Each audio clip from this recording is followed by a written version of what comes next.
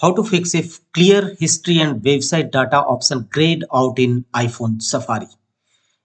If you fail to clear website data, such as tap on settings and go to Safari settings, tap on it and scroll down, and you will see that clear history and website data option grayed out. You may not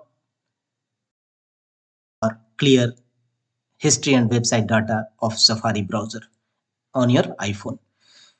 Then we will fix this issue, and to fix this issue you will have to make some changes on your iPhone settings. Tap on settings, here scroll down and look for screen time, tap on screen time and scroll down and tap on content and privacy restrictions, and content and privacy restriction, disable this feature first.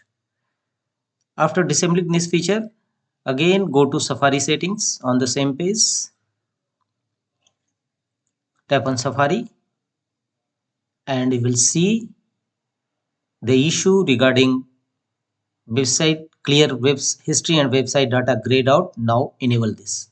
Now you can tap on it and clear Safari history, clear website data and clear history.